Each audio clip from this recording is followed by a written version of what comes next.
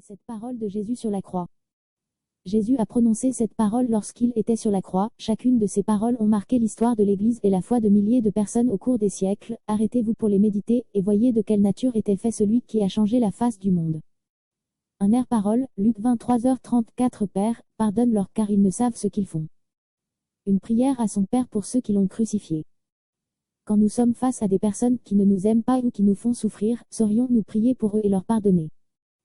2 Parole, Luc 23h43. Je te le dis en vérité, aujourd'hui tu seras avec moi dans le paradis. Une promesse à quelqu'un qui souffre autant que lui. Alors que nous sommes nous-mêmes en souffrance, sommes-nous capables de partager les promesses de Dieu à d'autres? 3 Parole, Jean 19h26-27. Jésus voyant sa mère, et auprès d'elle le disciple qu'il aimait, il dit à sa mère, Femme, voici ton fils, puis il dit au disciple, Voici ta mère. Un souci pour sa mère. Alors que nous sommes face à des situations difficiles, avons-nous du respect et du souci pour honorer nos parents, nos familles, nos proches? 4 Parole, Matthieu 27:46. Mon Dieu, pourquoi m'as-tu abandonné?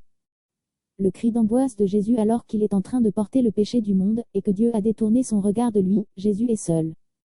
Alors que nous sommes quelquefois en train d'abandonner Dieu et de lui tourner le dos, Jésus n'a-t-il pas ce même cri d'angoisse à notre égard? 5 Parole, Jean 19h28. J'ai soif. Jésus, un humain. Jusqu'au bout. Jésus dit cette parole afin d'accomplir une prophétie de l'Ancien Testament, ce qui nous montre que bien plus qu'un humain qui a soif, Jésus va au bout de sa mission, il ne boira pas du reste.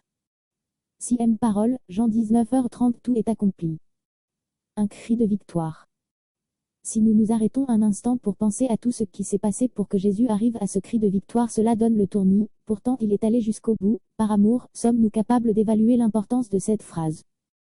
7 Parole, Luc 23h46. Père, je remets mon esprit entre tes mains. La dernière prière à son Père. Quel moment impalpable que celui de rejoindre le Père et d'entrer dans son repos, l'esprit en paix.